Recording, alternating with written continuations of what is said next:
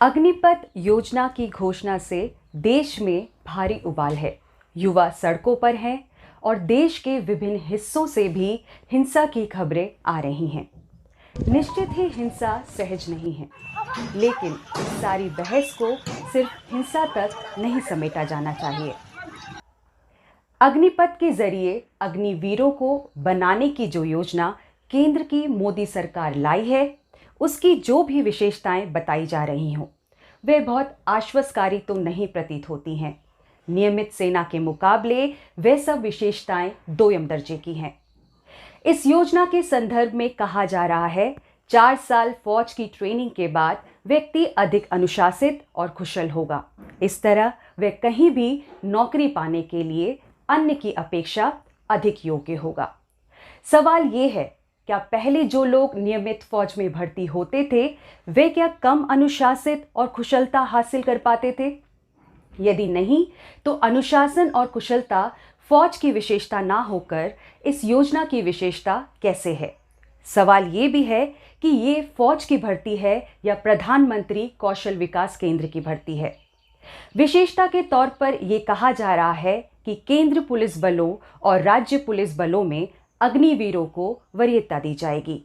अब केंद्र पुलिस बल में 10% आरक्षण की घोषणा की गई है।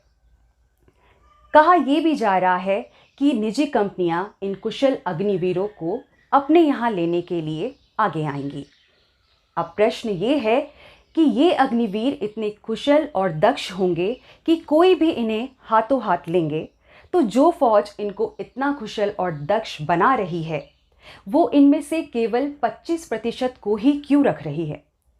सब नियमित और कुशल दक्षों को नियमित तौर पर क्यों नहीं रख रही है? केंद्र सरकार की इस योजना की तैयारी के बारे में अब कुछ बात करते हैं।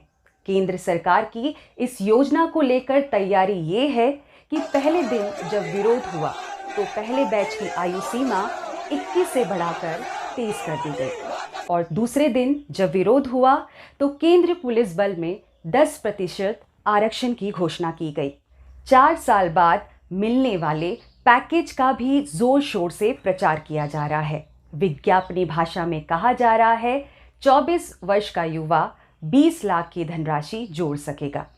ये 20 लाख का क्या गणित है, ये नहीं पता।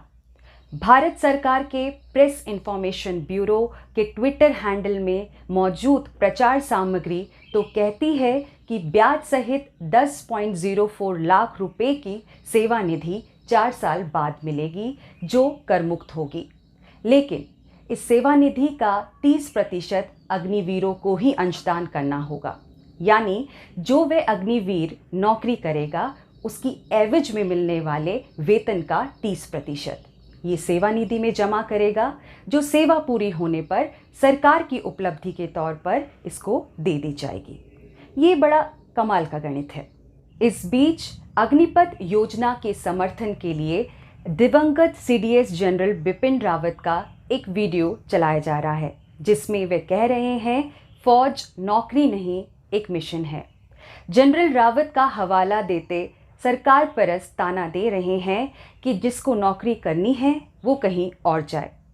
यदि मसला ऐसा ही है तो केंद्र सरकार और उसकी प्रचार एजेंसियां अग्निवीरों के पैकेज का जोर शोर से ढिंढोरा क्यों पीट रही हैं?